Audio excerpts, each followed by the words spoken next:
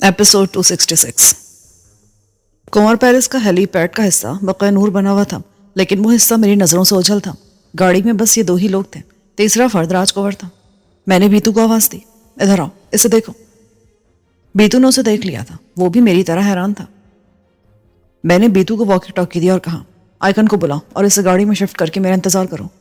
आप किधर को चाहता? सवाल नहीं, टाइम नहीं है, जो कहा है वो करो।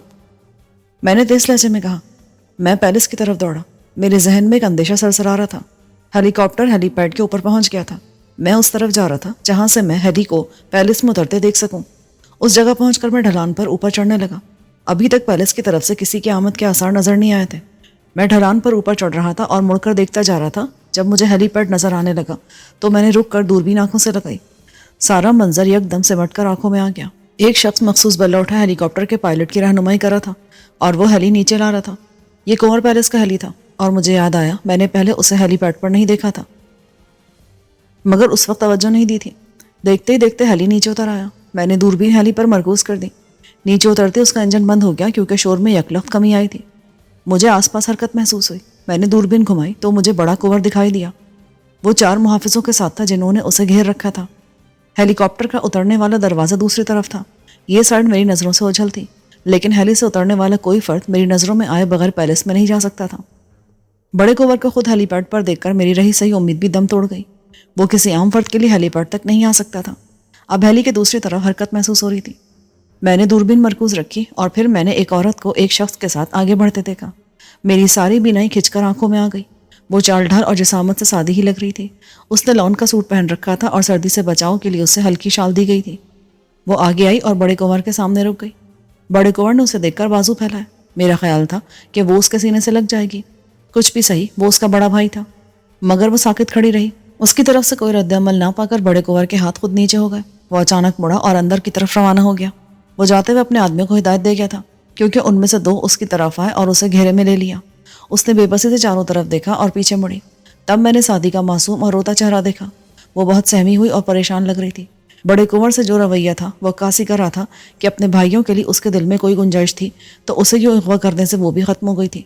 किसी ने उसे हाथ नहीं लगाया, मगर कहा जरूर होगा। वो उन दोनों आदमियों के साथ अंदर की तरफ रवाना हो गई और मैं बेबसी से देखता रह गया। मेरी सारी कोशिश और जद्दोजहद रायगा गई थी।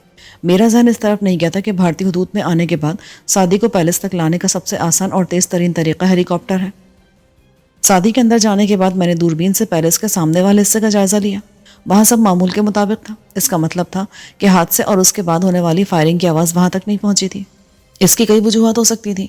अव्वल, इसी दौरान में हेली आ गया था और उसके शोर में फायरिंग की आवाज़ दब गई थी। दूसरे, फायरिंग 2 हथियारों से हुई थी। मेरे पिस्तौल पर साइलेंसर था और मारे जाने वाले के पास कम आवाज़ वाला हथियार था। फिर यह जगह पहले से तकरीबन 1 किलोमीटर के फासले पर थी। अब यहाँ रुकना बेकार था। राज हाथ लगा तो था, मगर वो हाथ से निकल भी गया था और बीतू जख्मी था। मुझे दोनों को देखना था। मैं वापस गया। हादसे का शिकार होने वाली गाड़ी में अब सिर्फ लाशें थी। बीतू राज को लेकर जा चुका था। उसने मुझे देख लिया और दूर से लाइट मारकर सिग्नल दिया। मैंने टॉर्च से जवाबी सिग्नल दिया और सड़क पर बिछी कीलों से बचता हुआ गाड़ी तक पहुंचा। बीतू फ्रंट सीट पर था। उसने शाना थाम रखा था। राज पीछे बैठा था। मैंने पिछली सीट पर बैठते ही कहा, अब निकलो यहां से। बीतू ने पलट कर पूछा, शोभी क्या हुआ? सादी? वो पैलेस पहुंच गई है। हेली उसे ही लेकर आया था। आइकन ने गाड़ी आगे बढ़ा दी। बीतू ने ठंडी सांस ली। हम बिला वजह सड़क की निगरानी करता रहा। हाँ यार, सारी कोशिश बेकार गई। जख्म कैसा है? दर्द हो रहा है, पहले कम था, अब बढ़ रहा है। कहाँ जाना है साहब? आइकन ने हाईवे पर गाड़ी रोक कर पूछा। बाएं तरफ चलो, जिस कस्बे से कीलें ली थी हमें वहीं जाना है। वहां बीतू को तिब्बी इमदाद मिल सकती थी। पहले भी डॉक्टर शोकिया गुप्ता ने रकम के बदले हमारी मदद की थी और मुझे उम्मीद थी कि वो इस बार भी इनकार नहीं करेगा। आइकन को हिदायत देकर मैं राजकुंवर की तरफ मुतवज्जह हुआ। वो बिल्कुल खामोश और बेतासुर बैठा था। इसका मतलब था कि उस पर इंजेक्शन का असर था। राज, तुम्हें अस्पताल से किसने निकाला? तुम बड़े कुंवर के आदमियों के हत्थे कैसे चढ़े? वहां राव वाले आ गए थे। उन्होंने सनकारी और मुझे गिरफ्तार कर लिया। उसने सपाट लहजे में कहा। मैं गहरी सांस लेकर रह गया। मुझे इसी का खदशा था। इंटेलिजेंस वाले बहुत तेजी से हरकत में आए थे। उन्होंने ओडिसी का तैयारा ट्रेस किया और शिमला तक आए। उसके बाद कैब तक रसाई हासिल की जिसने हमें अस्पताल पहुंचाया। वहां पहुंचना कोई मसला नहीं था। इससे आगे हम खुद गए थे।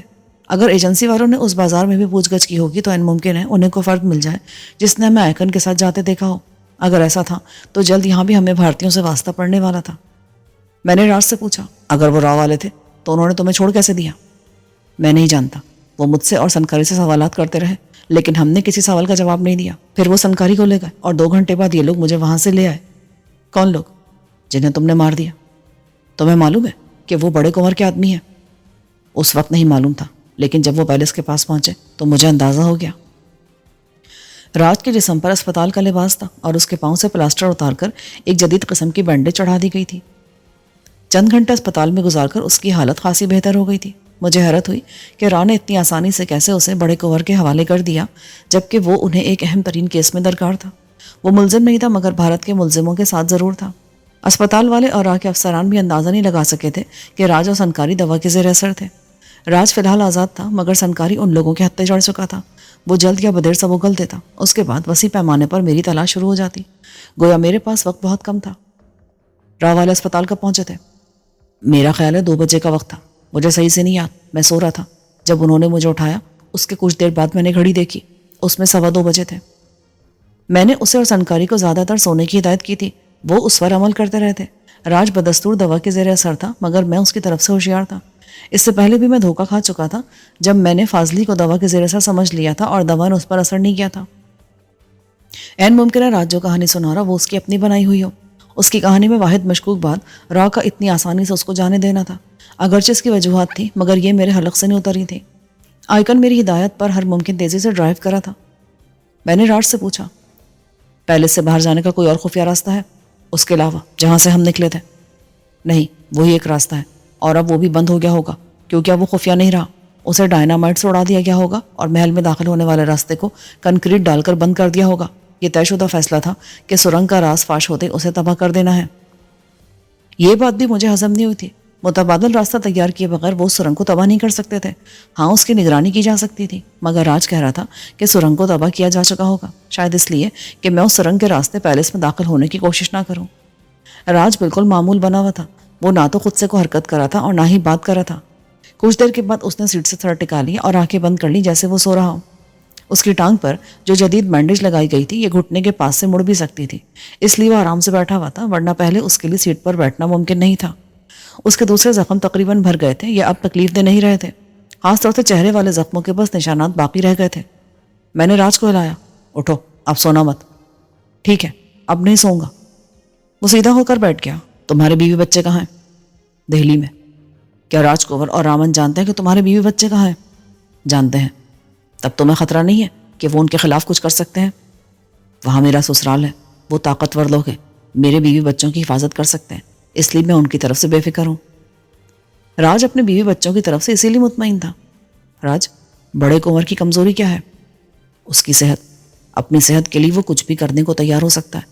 وہ تمہارے خون کا پیاسا ہے لیکن صرف اپنی صحت کی وجہ سے تمہارے آگے جھکتا رہا ہے، مگر جیسے اس کا مطلب نکلے گا وہ تمہیں عبرتناک موت مار دے گا۔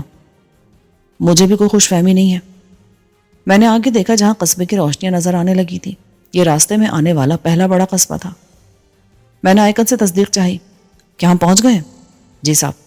شوبھی، ہم کدھر جاتا ہے؟ بیتو کے لہجے میں تکلیف جھلک رہی تھی۔ یہاں ایک ڈاکٹر ہے جو پیسے لے کر کوئی بھی کام کر سکتا ہے۔ میں آئیکن کو سمجھانے لگا کہ اس نے کس راستے سے گاڑی اوپر کی طرف موڑنی ہے اور یہ چڑھائی صرف 4 ویل چڑھ سکتی تھی۔ اس نے سر ہلا کر بتایا کہ وہ سمجھ گیا ہے۔ اسلحہ اور دوسرا سامان گاڑی کے پچھلے حصے میں تھا۔ بیتو زخمی ہونے کے باوجود سب سامان بھی ساتھ لے آیا تھا۔ رات ہونے کے ساتھ سردی شدید ہوتی جا رہی تھی اور اب ہمارے ہلکے سوتی کپڑے اس کا مقابلہ کرنے سے قاصر تھے۔ اس کا اندازہ مجھے ڈاکٹر گپتا کے کلینک کے سامنے اترنے کے بعد ہوا۔ بند گاڑی میں اتنا پتہ نہیں چل رہا تھا۔ بیتو، تم یہاں رکو اور ہوشیار رہنا۔ اوکے۔ میں نے کلینک کے اوپری زینے کے ساتھ لگی کال بیل بجائی تو اوپر سے ڈاکٹر گپتا کی آواز آئی، کون ہے؟ ایک پرانا پیشنٹ، نیچے آؤ۔ ڈاکٹر اپنے آبائی علاقے سے دور اس پہاڑی علاقے میں یقیناً کمانے کے لیے بیٹھا تھا، اس لیے پیشنٹ کا سنتے وہ 1 منٹ میں نیچے آ گیا۔ اس نے کوٹ کے بجائے صدری پہن رکھی تھی۔ مجھے دیکھ کر وہ چونکا، تم وہی ہے؟ ہاں، لیکن اس بار میرے ساتھ کچھ دوسرے لوگ ہیں۔ تم کیا پیشنٹ لاتا ہے؟ اس نے شک سے پوچھا۔ اگر تم کو اعتراض ہے تو میں کسی اور ڈاکٹر کے پاس لے جاتا ہوں۔ نہیں، اپن کا مطلب یہ نہیں ہے۔ پیشنٹ کدھر ہے؟ گاڑی میں۔ تم کلینک کھولو۔ وہ کلینک پر لگا تالا کھولنے لگا۔ میں گاڑی کی طرف آیا۔ پچھلا دروازہ کھولتے ہوئے راج کنور سے کہا، نیچے اترو۔ اس بار بھی اس نے بلا چوں چرا میرے حکم کی تعمیل کی اور باہر نکل کر گاڑی کا سہارا لے کر کھڑا ہو گیا۔ میں نے بیتو سے کہا، आइकन के साथ अंदर आओ, उससे कहना गाड़ी लॉक कर दे। मैं सहारा देकर राज को अंदर ले गया। पीतू खुद अंदर आया। डॉक्टर राज को मरीज समझा और उसे अंदर वाले कमरे में ले जाने का इशारा किया, लेकिन मैंने उसे वहीं बेंच पर बिठा दिया। पेशेंट आ रहा है, उसे गोली लगी है। वो फिर चौंका, एक और बुलेट पेशेंट? अरे बाबा, ये तुम हर रोज किधर से लेकर आता है? फिर सवाल, तुम पैसे किस बात के लेते हो, इलाज करने के या सवाल करने के? वो गड़बड़ा गया, नाराज काय को होता है रे? बेतू आइकन के साथ अंदर आया। उसकी खून में भीगी शर्ट बता रही थी कि बुलेट पेशेंट वही है। डॉक्टर उसे अंदर ले गया। आइकन राज के साथ आकर बैठ गया। दोनों एक से अंदाज में पलके झपका रहे थे। तुम दोनों यहीं बैठो और मेरे आने तक अपनी जगह से हिलना मत, और ना ही किसी से बात करता। उन्होंने सर हिलाया तो मैं क्लिनिक से बाहर आया। दरवाजा बंद करके मैंने झिरी से अंदर झांका। ये झिरी मैंने ताड़ ली थी, उससे अंदर का मंजर देखा जा सकता था। वो दोनों बेंच पर साकित बैठे हुए थे। मैं कोई 5 मिनट बाहर रहा और वो बैठे रहे। सर्दी ने मिजाज पूछना शुरू कर दिया था। जब खासी देर तक राज ने कोई मशकूक हरकत नहीं की तो मैं अंदर आया और आइकन से गाड़ी की चाबी लेकर अपना कपड़े वाला बैग अंदर ले आया। एक तरफ स्क्रीन रखी थी, उसके पीछे जाकर मैंने गर्म लिबास और हल्की जैकेट पहनी तो जरा सुकून मिला। राज ने हॉस्पिटल वाला हल्का सूट पहन रखा था और उसे सर्दी लग रही थी। अलबत्ता आइकन ने जैकेट पहन ली थी। मैंने डॉक्टर के ऑपरेशन रूम में झांका तो वो बीतू का जख्म साफ करके गोली निकालने की तैयारी कर रहा था। मैंने डॉक्टर से कहा, ये काम करके कुछ खाने पीने का इंतजाम भी कर देना। अभी बोलता है। उसने दफ्तर में आकर इंटरकॉम पर मराठी जुबान में ऊपर कुछ हिदायत दी और वापस ऑपरेशन रूम में चला गया। वो अपने काम से काम रखने वाला आदमी था। उसने बानो या शाम के बारे में भी कुछ नहीं पूछा था। वो उनकी फीस वसूल कर चुका था, इसलिए उनमें दिलचस्पी भी नहीं रही थी। डॉक्टर ने 10 मिनट में बीतू के जख्म से गोली निकालकर उसकी मरहम पट्टी कर दी और फिर उसे यके बाद दीगरे का इंजेक्शन दिए। चिंता का बात नहीं है, गोली सामने था, ज्यादा नुकसान नहीं किया। एहतियात करेगा तो 3 दिन में घाव भर जाएगा और 1 वीक के बाद बिल्कुल ठीक हो जाएगा। मैंने पहले की तरह से 2000 दिए जो उसने खामोशी से रख लिए। कुछ देर में ऊपर से खाना आ गया। हस्बे मामूल ये पूरियों, तरकारी और अचार पर मुश्तमिल था, लेकिन लजीज और चटपटा था। बीतू ने भी शौक से खाया। हालांकि कुछ घंटे पहले वो डट कर पराठा और भाजी खा चुका था। मैंने हाथ हल्का रखा था, इसलिए अब ठीक से खाया। खाने के बाद सबके लिए चाय आई और बीतू को दूध में गाय का घी डालकर दिया गया, जो उसने बड़ी मुश्किल से और मुंह बनाकर पिया। क्योंकि डॉक्टर ने मजीद रकम का मुतालबा नहीं किया था, इसका मतलब था कि खाना पीना भी उसी रकम में शामिल था। मैं सोच रहा था कि अब यहाँ से कहाँ जाए। इस कस्बे में कई होटल थे, लेकिन हम किसी होटल में नहीं रुक सकते थे। सिवाय आइकन के किसी और के पास कागजात नहीं थे। होटल वाले मशकूक हो जाते तो पुलिस को बता सकते थे, और अगर ना भी बताते तो हमारी तलाश शुरू होते ही सबसे पहले होटलों की तलाशी ली जाती। अभी मैं सोच ही रहा था कि मुझे ख्याल आया। मैंने डॉक्टर से पूछा, हमें रात को कहीं रुकना है? यहाँ कोई घर है जहाँ हमें एक आरामदेह कमरा मिल जाए? इधर कई होटल हैं। हम होटल में ठहरना नहीं चाह रहे। हम पेमेंट करेंगे, अगर खाना पीना दिया तो उसके भी पैसे देंगे। डॉक्टर ने सर हिलाया। वो सोच में पड़ गया, फिर हिचकिचाकर बोला, ठीक है, इधर मेरा सिस्टर है, बेवा है, बच्चा है और उसे पैसे का ज़रूरत रहता है। मैं बात करता उससे। मैं खुश हो गया। हमसे उसे कोई तकलीफ नहीं होगी। मैं होटल से ज़्यादा ही किराया दूंगा।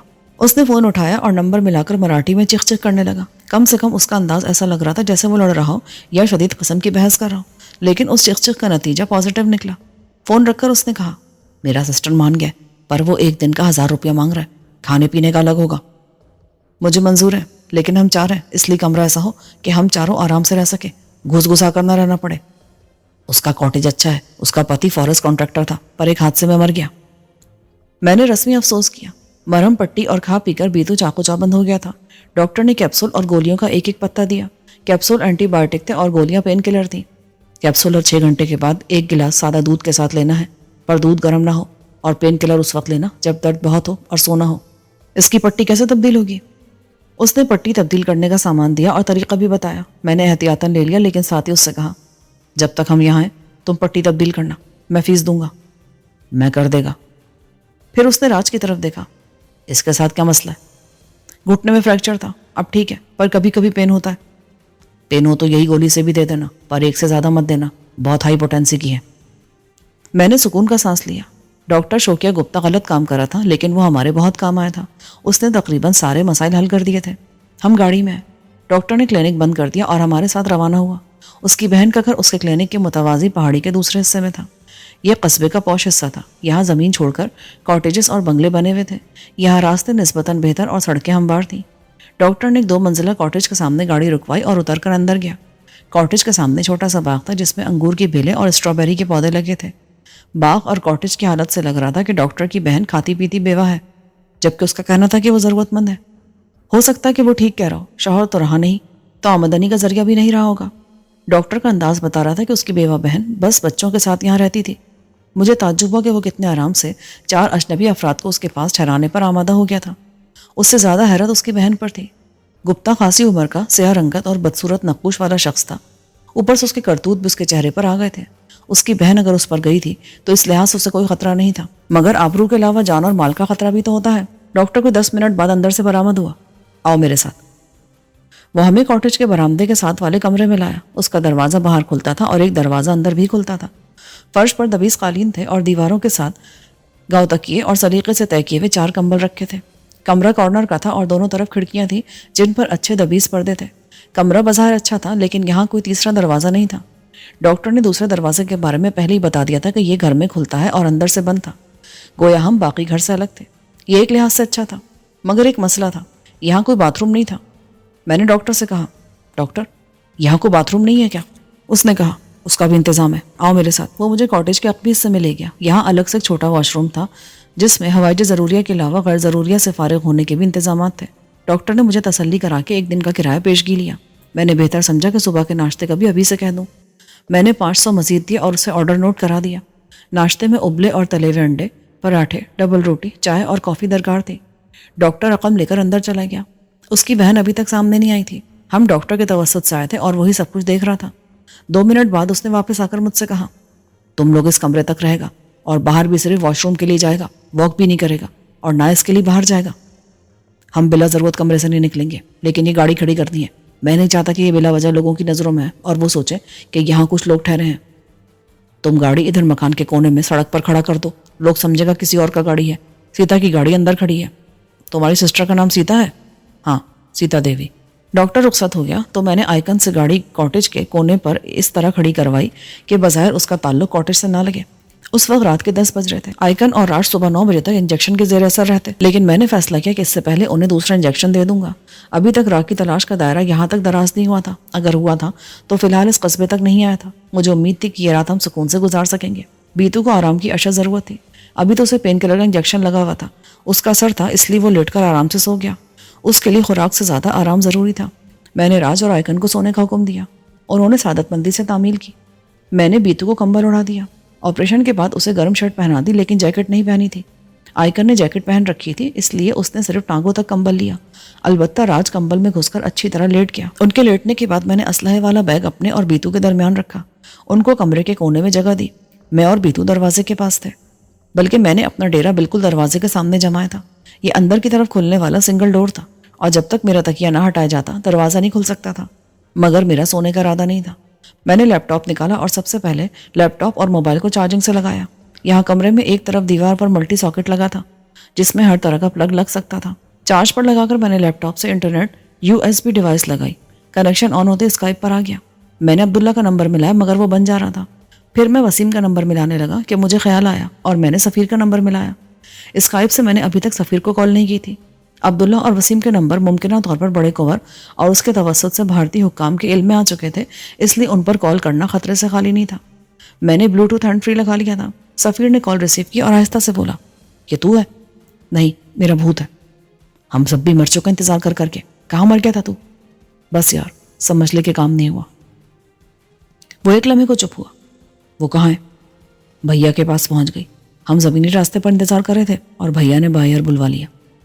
یہ تو بہت برا ہوا۔ اس کا ہوتا سوتا تو پاگل ہو رہا ہے۔ اسے قابو میں رکھو، یہاں حالات ٹھیک نہیں ہیں۔ مننے کے شانے پر چوٹ آئی ہے، اس کی مرہم پٹی کرا کر ایک جگہ آرام کر رہا ہوں۔ کیا ہوا اسے؟ وہ ٹھیک تو ہے نا؟ ہاں، ڈاکٹر نے آپریٹ کر کے مرہم پٹی کر دی ہے، ابھی سو رہا ہے۔ ہوا کیا تھا؟ ہم نے گاڑی روکی جو بھیا کے محل کی طرف جا رہی تھی، یہ سوچ کر کے اس میں بہنا ہوگی، مگر اس میں سے دوسرا بھیا نکل آیا۔ اسے بڑے بھیا نے وہاں سے منگوا لیا تھا جہاں میں نے اسے محفوظ کیا تھا۔ اسے روکا تو ساتھی جھگڑنے لگے، ان کو تو سلا دیا مگر مننے کے شانے پر بھی چوٹ آئی۔ ڈاکٹر کا کہنا ہے 3 دن لگ سکتے ہیں ٹھیک ہونے میں۔ تب تک تو کیا کرے گا؟ آرام، اور تم لوگ اب بڑے بھیا سے گفت و شنید کرو۔ اگر مجھ سے بات کرنا چاہے تو مجھے بتا دینا، میں رابطہ کر لوں گا، مگر اسے یہی بتانا کہ میں فی الحال صحت بحال کر رہا ہوں۔ تو ایک بات بھول رہا ہے، پرندہ گرنے میں تیرا نام بھی آیا ہوگا۔ میں سنکاری کو بھول گیا تھا، وہ راہ والوں کے پاس تھا۔ میں نے سر پر ہاتھ مارا اور سفیر کو مطلع کیا کہ بڑے بھیا تک میری یہاں موجودگی کی اطلاع پہنچ چکی ہوگی۔ اب وہ اس کی طرف سے رابطے پر میرے بارے میں لا علمی ظاہر کریں، بلکہ عبداللہ اور وسیم فی الحال اس کا فون بھی اٹینڈ نہ کریں۔ سفیر نے تانا دیا. تجھے ہو کیا گیا ہے؟ سامنے کی بات تھی. بس یار ذہن پر بوجھ اتنا ہے کہ بعض اوقات سامنے کی چیز بھی دکھائی نہیں دیتی. اچھا ہوا کہ تجھ سے بات ہو گئی اور بات کلیئر ہو گئی. اب میں اس نئے زاویے پر سوچوں گا. میں نے کہا اور مبہم انداز میں اپنی مہم جوئی اور بھارتیوں کی طرف سے تلاش کا بتایا. سفیر یہ سن کر فکر مند ہو گیا کہ ہم بدستور پیلس کے پاس ہیں. تیرا وہاں زیادہ دیر رہنا خطرے سے خالی نہیں ہے. ہاں لیکن تو جانتا ہے میں اسے لیے بغیر واپس نہیں آ سکتا.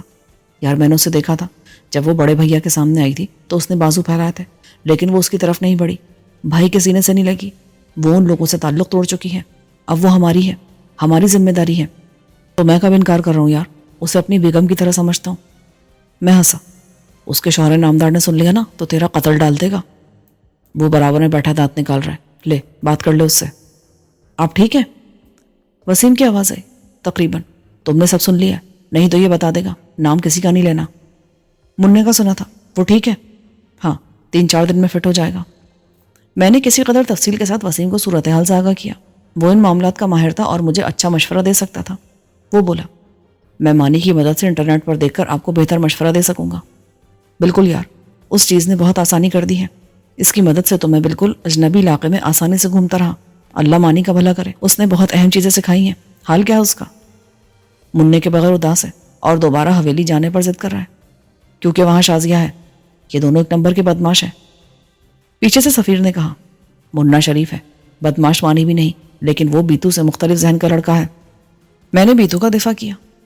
آپ کے لیے گڈ نیوز ہے, آج ہی عدالت سے آپ کے خلاف تمام کیسز خارج کر دیے گئے ہیں. وسیم نے انکشاف کیا. ارے واہ, اور تم لوگ اب بتا رہے ہو؟ وکیل صاحب نے 1 گھنٹہ پہلے مطلع کرنے کی زحمت کی تھی. اب ہمیں وعدے کے مطابق پیرزادے کو پیر جی کے حوالے کرنا پڑے گا.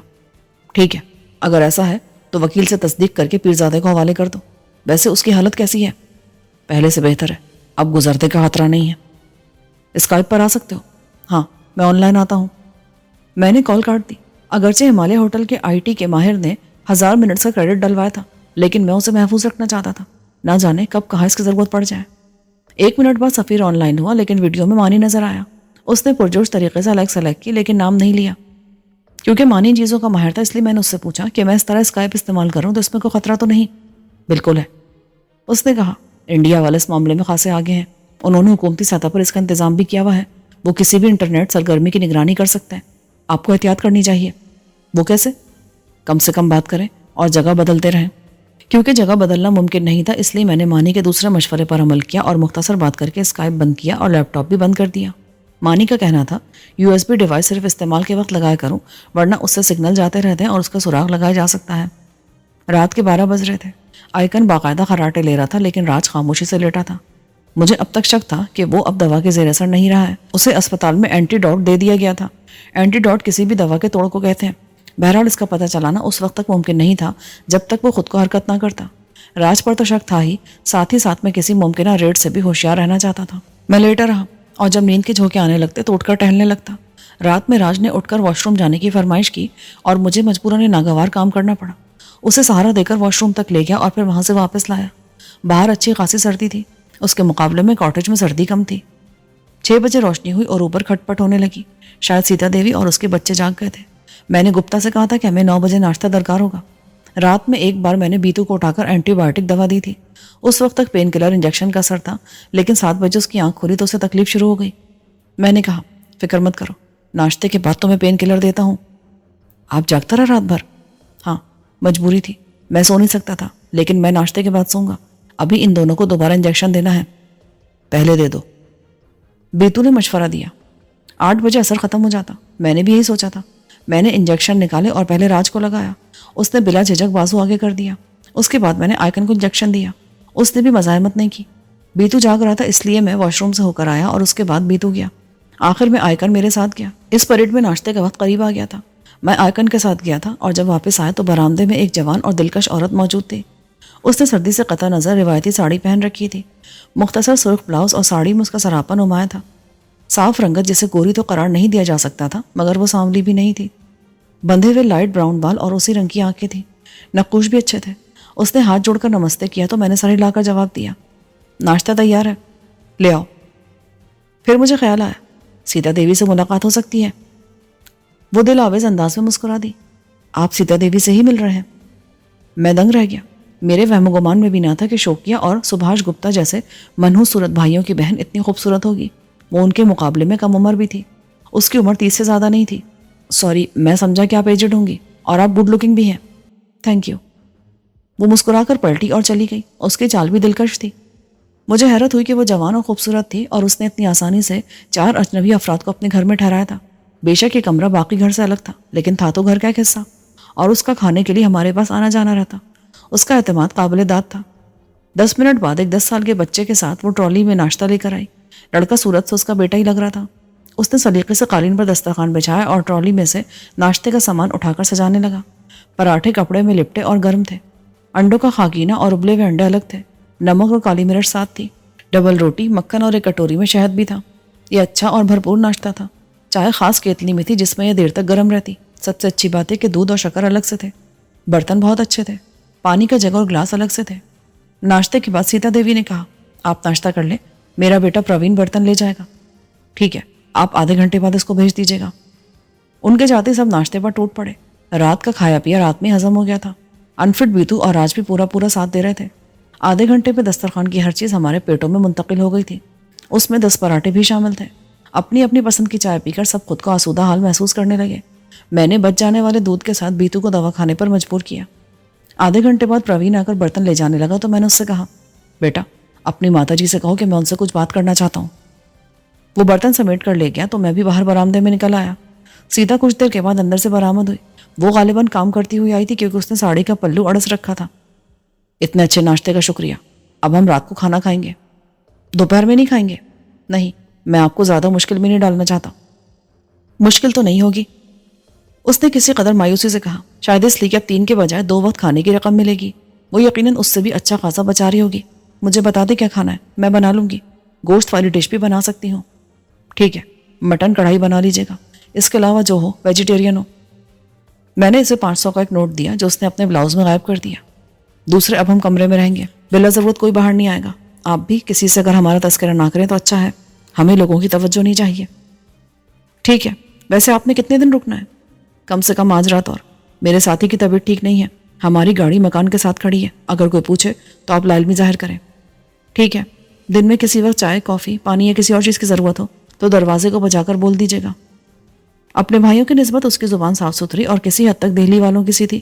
شاید وہ اچھے کالج سے پڑھی ہوئی تھی. اب مجھے شبہ ہو رہا تھا کہ وہ ڈاکٹر کی بہن تھی بھی یا گپتا نے اسے منہ بولی بہن بنایا ہوا تھا.